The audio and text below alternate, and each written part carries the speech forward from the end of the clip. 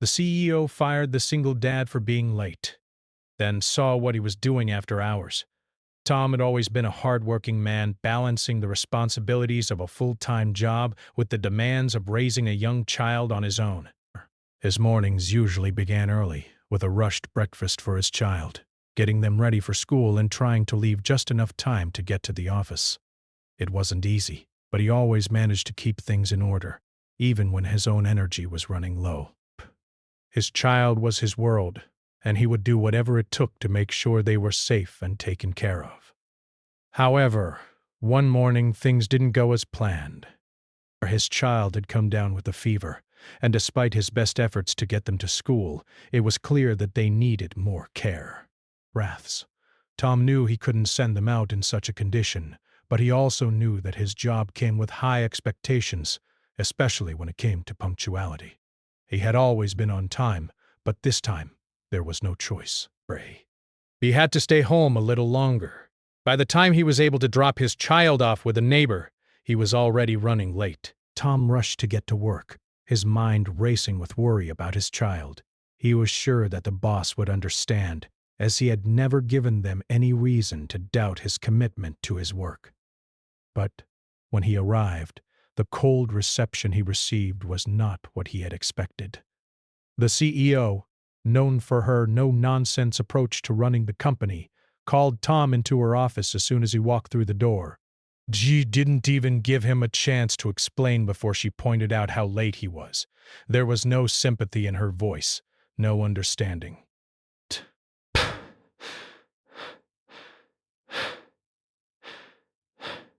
Just the cold, hard facts. And in her eyes, that was enough. Without hesitation, she told him he was fired. Tom was in shock. He tried to explain, but the CEO wouldn't listen. She told him that the company had strict policies about timekeeping and that lateness was simply not acceptable. Tom left her office feeling defeated, humiliated, and unsure of what he was going to do next. He had worked so hard for this job, and now, in the blink of an eye, it was all gone. He walked out of the building, the weight of the situation pressing down on him. The reality of being unemployed hit him hard, and his mind immediately went to his child. How was he going to provide for them now? How was he going to explain to them that he no longer had a job? As he made his way to his car, he couldn't help but feel a sense of injustice. He had always given his best at work, staying late, putting in extra hours, and doing what was necessary to get the job done. But none of that seemed to matter now. The only thing that mattered was that he had been late for one day, and that had cost him everything. After being fired, Tom didn't let himself wallow in self-pity for long. He knew he had to act fast. The bills weren't going to wait, and his child still needed everything they had before. With a heavy heart, he spent the next few days looking for a new job, hoping that someone would give him a chance. It wasn't easy. Every application he filled out felt like a reminder of his failure, but he pushed through. There was no other option. Every evening, after his child went to bed, Tom would sit at the kitchen table, staring at his computer screen, typing out resumes and cover letters. It was exhausting. The hours dragged on, and with each rejection or lack of response, his hope slowly began to dwindle. But he couldn't stop. His child needed him. And if there was one thing Tom knew, it was that he couldn't give up on them. Despite the pressure, he remained focused. He took on temporary work here and there, anything to make ends meet. The money was never enough, but it was something. He learned to live with less, cutting back on unnecessary expenses and making every penny stretch as far as it would go. He made sure his child didn't feel the strain. They were still young, still too innocent to understand what was going on. But Tom couldn't ignore the stress he was under. His once organized life was now a chaotic blur of late nights and worry. He missed the stability of his old job. He missed the routine, the paycheck that came on time every month. And most of all, he missed the feeling of being in control. But he was determined to keep his head above water. He would do whatever it took to keep his child safe and happy. One night, as Tom sat in his small, dimly lit living room, he found himself staring at the phone in his hand. There was a message from the company he had just applied to, inviting him for an interview. His heart skipped a beat. It wasn't much, but it was a start. Maybe things were finally looking up. He felt a flicker of hope, something he hadn't felt in days. The next morning he got up early, making sure his child had everything they needed for the day. He rushed through his morning routine, his nerves buzzing with anticipation. The interview could be the break he needed, and he knew he had to give it his all. Bye. As he walked out the door, his child gave him a hug, their innocent smile a reminder of why he was pushing so hard.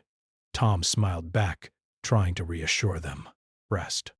"I'll be back soon, kiddo," he said softly. But inside he wasn't so sure. He had to succeed. For them. But even with the promise of a potential job, Tom couldn't shake the feeling of being trapped. The stress of it all, the constant worry, and the feeling of being judged for one small mistake. It weighed on him like a heavy burden. Desperate, he wished the CEO could see what he was doing after hours. He wished she could understand the sacrifices he was making just to keep things together. But for now, all he could do was keep pushing forward. Days passed after Tom's firing, and the shock slowly began to wear off. But there were moments when it all still felt unreal.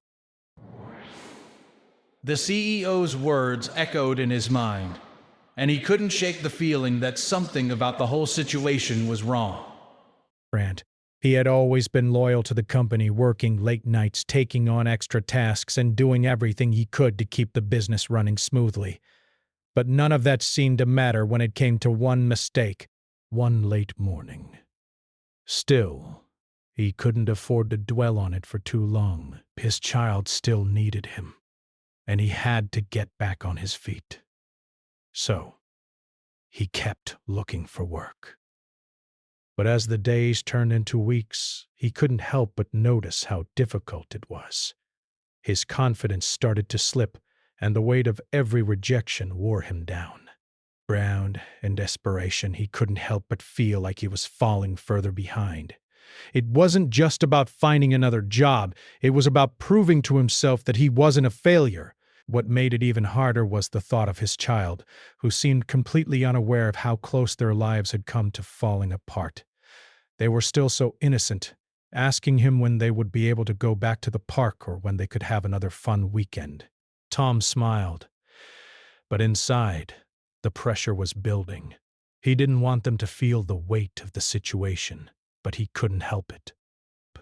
Every time they asked about things they wanted, he was reminded of just how little he had to offer right now. In the midst of his struggles, something happened that made Tom stop in his tracks. A few days after he had been fired, he ran into one of his old coworkers. This colleague had always respected Tom for his work ethic and dedication. They were happy to see him, but quickly asked what happened. Tom, who had tried his best to stay positive, felt a knot in his stomach. It was hard to explain what had happened, especially knowing that his firing was completely avoidable.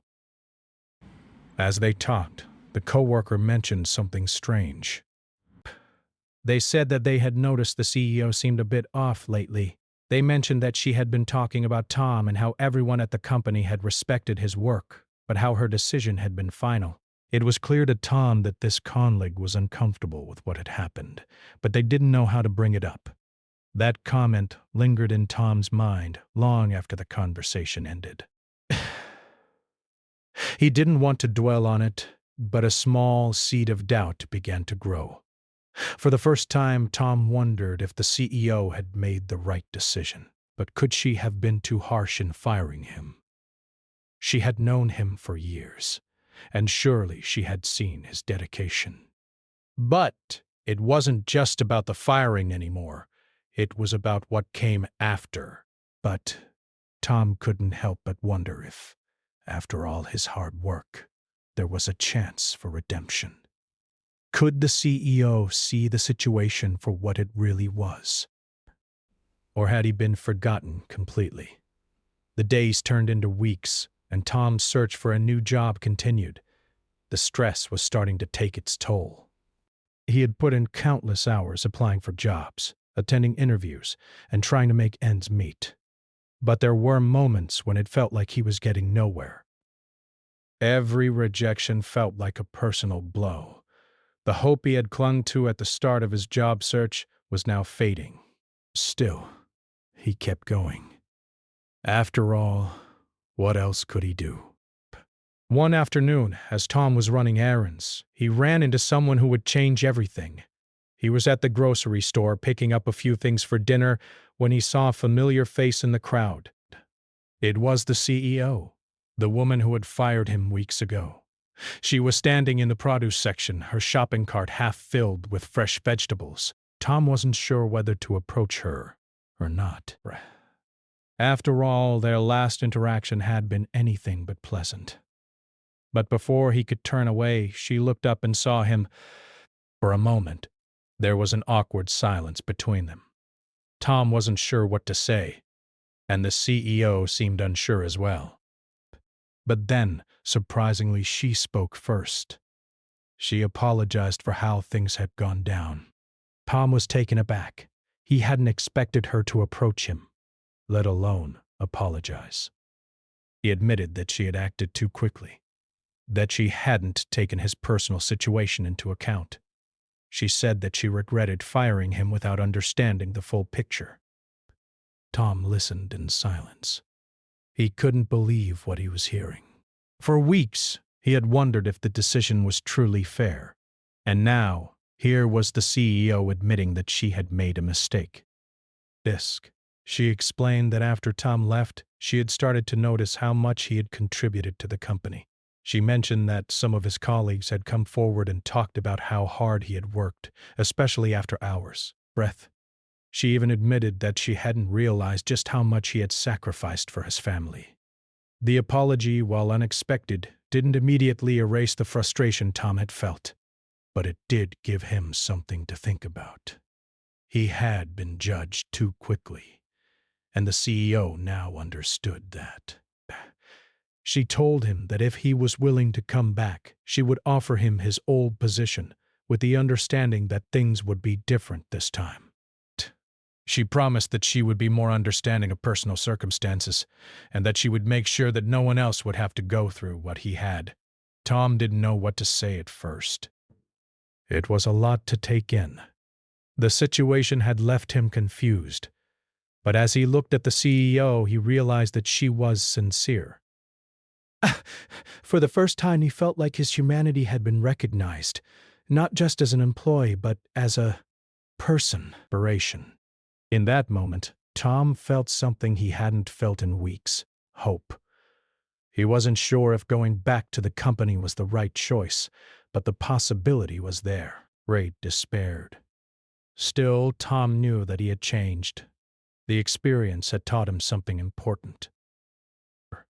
He now realized that work was important, but so was his family. He had spent so much time trying to prove his worth at work, but he had to find balance. He promised himself that no matter what happened next, he would do things differently, for himself and his child. And as for the CEO, Tom now understood that even the toughest decisions could have a human side, a side that was sometimes hidden beneath the surface. The days that followed Tom's unexpected encounter with the CEO felt like a blur. He had been offered his old job back, but the decision weighed heavily on his mind. He had been through so much over the past few weeks, losing his job, struggling to make ends meet, and wondering if he would ever be able to recover. The CEO's apology had surprised him, but there was still a part of him that wasn't sure if he could go back to the company. He spent several days thinking about it. On one hand, Going back to the company would mean security, stability, and the ability to provide for his child again. Bet. On the other hand, he had learned something important during his time off. He couldn't let his work consume him. His child, his family had to come first. The stress of his old job had been overwhelming at times, and he realized that he had sacrificed too much for it. After much thought, Tom made a decision. He would go back to the company, but things would be different this time. He knew that he had to set boundaries for himself to ensure that his family and well-being came first. The company's offer was a second chance, but it was also an opportunity for him to create a better work-life balance. He called the CEO and accepted her offer. The conversation was brief, but there was a sense of relief in his voice when he agreed to return. He knew that this time, he would take things one step at a time. He would work hard, but he would also make time for the things that mattered most. When Tom returned to the office, things felt different. The CEO, now aware of the importance of understanding personal situations, made an effort to show that she valued him not just as an employee, but as a person. She made it clear that she understood his commitment to his family, and that she would be supportive of any personal issues that might come up in the future. At first, it was a little awkward. Tom was still adjusting to being back at work, and his colleagues were aware of the circumstances surrounding his firing. But over time, things began to settle into a new rhythm. Tom found that he could focus on his work without feeling overwhelmed. He was able to take breaks when needed, and he no longer felt the constant pressure to prove himself. It was a small but important shift, and it made all the difference. His child, too, began to notice the change. They could see that their father was happier, less stressed, and more present. Tom made sure to spend more quality time with them, whether it was reading together at night or taking them to the park on weekends. He realized that these moments were more valuable than any promotion or raise. It was the small, everyday moments with his child that brought him the most joy. As weeks went by, Tom's life began to feel more balanced. He was doing well at work, but he no longer saw it as his only purpose. His job was important, but it wasn't everything. The company, the CEO, and his colleagues all saw a new side of him, a side that was more grounded, more focused on what truly mattered. The CEO, too, had learned something from the experience.